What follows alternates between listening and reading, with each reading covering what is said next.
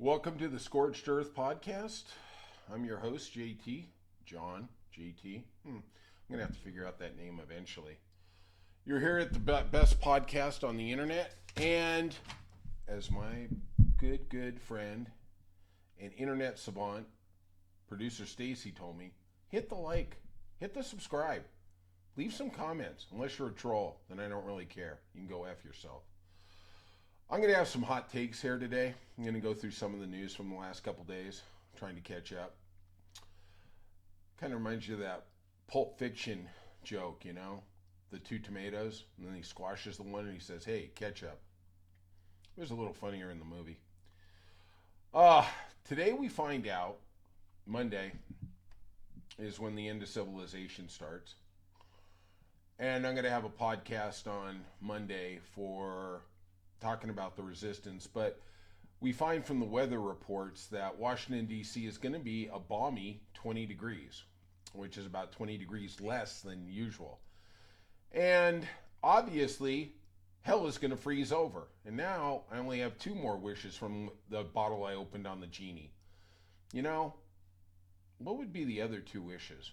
Barack Obama to come back? No. I would say meet Angelina Jolie, but then it would probably happen and I'd find out that it's because I'm delivering DoorDash to her. Something stupid like that. So, I got a couple hot takes here on the news. And the first one is, I love Barack Obama. I'm not going to throw the baby out with the bathwater, but I think he was, by and large, the best president we ever had. He dealt with catastrophic economic crisis. He dealt with racism. He was eloquent, and he was just an honorable man. Great family man. Did the best he could. Did he make mistakes? Yeah. I think we're still sending drones with bombs over to Yemen, but, you know, be that as it may, I always enjoyed the guy. And the rise of Trump brought about the birther argument. And that was the felonious argument from the right that he wasn't born here. He wasn't born in Hawaii. He was born in Kenya. He was a foreigner. And God bless the right for bringing up that argument. I mean, it's just thinly disguised racism. But the truth is, and I never really understood this about the right, is if that was true, if there was any credence to that at all, I'd shut my mouth. And then if the guy won the election, hey, let's go into court, the Supreme Court on that Monday, and say, hey, he's not qualified to be here. Boom, new election. I mean, there's no lose. You know, but that was where the Tea Party morphed into the MAGA, and, you know, we started getting these crazy conspiracy theories. But the other day at the funeral of Jimmy Carter, God bless Jimmy Carter, there's the moment that we have of Barack Obama and Donald Trump getting together and Barack Obama laughing. And I'm not going to throw the baby out with the bathwater here, but boy, that really struck me wrong. You know, this man has dealt with insults, false allegations, and he's dealt with them pretty well. He's dealt with them pretty honorably. And we understand what Trump is. You know, he says a lot of things. He's kind of like the guy who says things in public, and then when you're together, he's like, hey, buddy, let's go have a beer. Seeing Barack Obama laugh like that, and I don't know what he told him, and this just a little information for Barack Obama. The Comedy Store opens at 9 p.m. Go there for your laughs. Don't wait for Donald Trump, the racist, to come walking on in. It just really struck me wrong, and it's really stayed with me the last couple days. And he's allowed to live his life, but the optics are just so bad. And the optics to me are, it's just another elite. You know, even though I thought he was going to be the normal guy, he was going to be one of us, maybe he's just an elite. And they're all elites, and all they care about is effing us up, you know? And that seems to be where we're going. Um, I don't know. It just makes me want to vomit. It makes me just want to just, I don't know.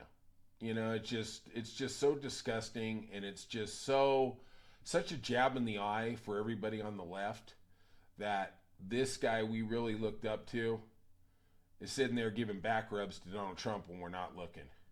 It's just, Jesus. My second wish, they both go to another planet. I don't know. But, so we go to the number two thing. Number two hot take is, you know, when this election came around, you know what? Hold on a second. Maybe that'll help. There we go. A little more light. I know producer Stacy's going to yell at me for that. All right. I got to figure that out. You know, when this election came down the pipe, I honestly thought the Democrats were going to win. I thought it was going to be over reproductive rights, women's rights. I thought women were going to carry us to make up for what the men were lacking. And there's an incredible statistic I heard from Ron Brownstein of The Atlantic, was that more women who identified themselves as pro-choice voted for Trump in 2024 after the Dobbs decision than voted for him in 2020. And honestly, I can't even get my head around that. That's just like asking the Jewish people, do you want to go take a vacation at Auschwitz? I mean, like, wow, where did that come from? Oh my God. And I thought they were going to. I can't blame them. You know, it makes me sad, but, you know, men left an even bigger drove, so I really got no one to point. I'm not one to point fingers. But I love Michelle Obama and Karen Pence. They seem the only two people in the political spectrum who actually have a backbone. Hey, by the way, we're not going to the inauguration. Middle finger up. And, as I'm sure most of you saw, Karen Pence, oh my God, at the funeral of Jimmy Carter, she wouldn't even get up to shake Donald Trump's hand. Mike Pence, that guy was performing oral sex on Donald Trump. He couldn't get up there and hug him. And, you know, this is the guy Donald Trump said to hang 4 years ago. And then his wife's in there. Oh, man, you could tell. I can tell you straight out, Mike Pence is probably a cuckold. Okay? That dude, when he gets home, his wife is running the show. God bless. Why can't we vote for her for president? That lady's got a backbone. And then Michelle Obama, you know, she's not showing up. Oh, wow. Now the former presidents, the Clinton, Bush, Obama, they're not going to an inaugural lunch. Oh, wow. You know what? Grow a pair, guys. Don't show up. Just be like Donald Trump did 4 years ago. Look, I didn't applaud or endorse anything he did. I thought he was a chicken piece of crap on that. But at least he stood for something. He said, I'm not going to show up. I don't think the election was right. I'm not going.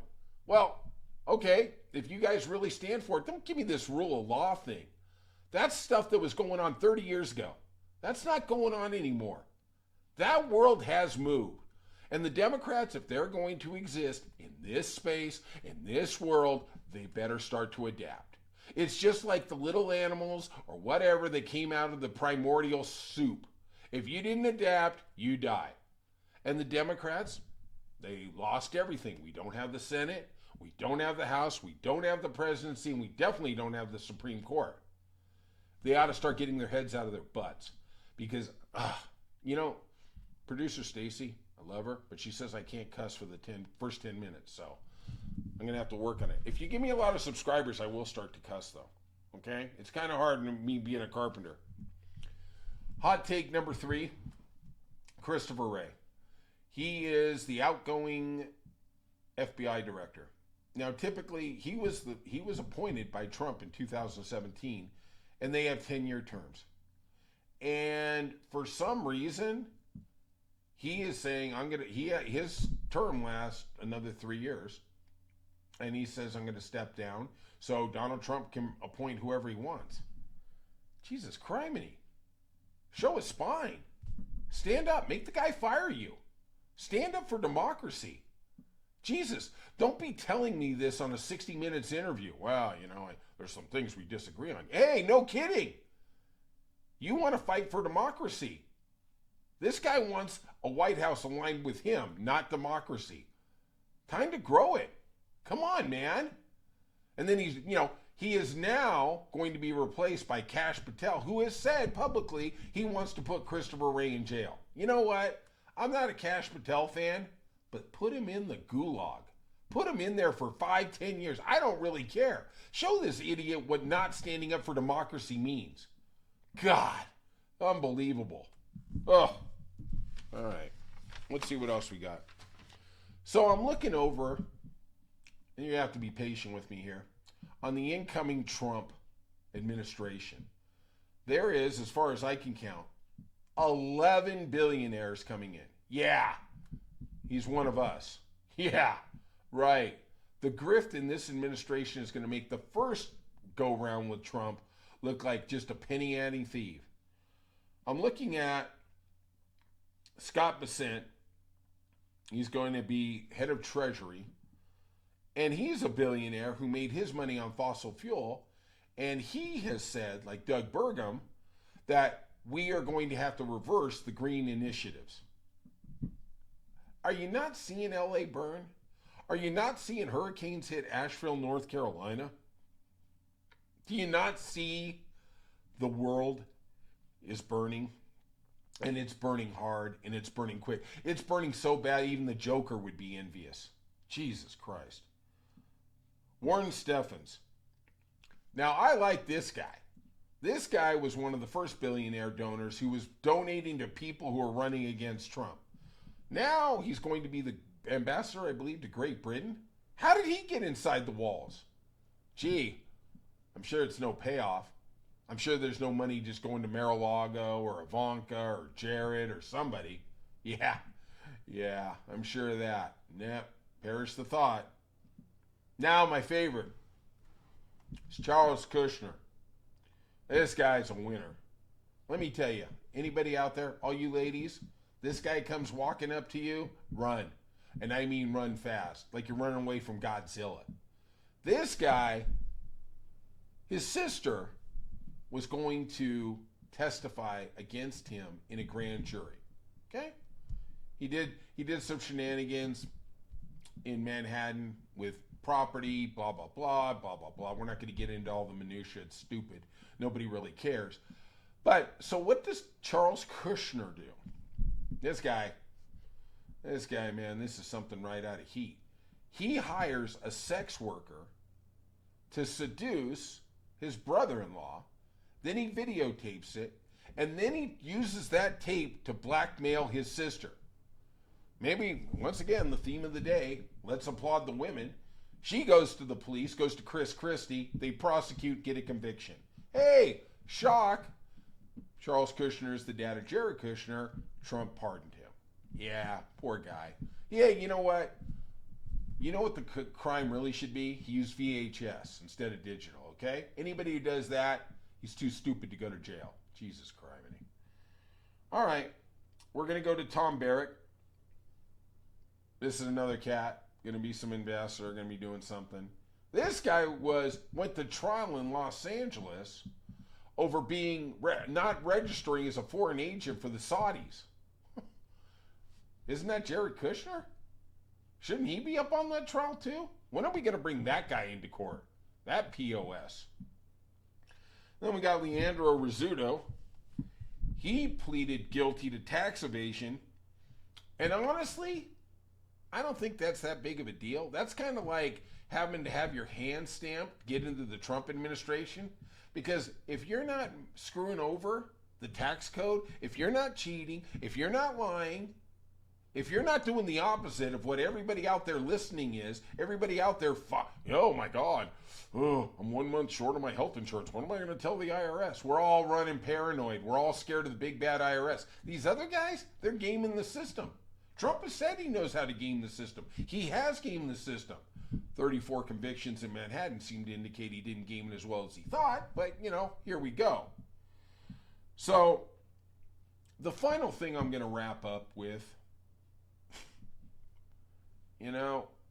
It's so surreal you can't even imagine it's real. That's a repetitive entendre. But he named 3 special ambassadors to Hollywood. Yeah. Oh, man. We got some winners here, people. We got Sylvester Stallone. First of all, I'm wondering how can you get CTE from doing a fake boxing movie? But he did. This dude has about literally 2 brain cells running around.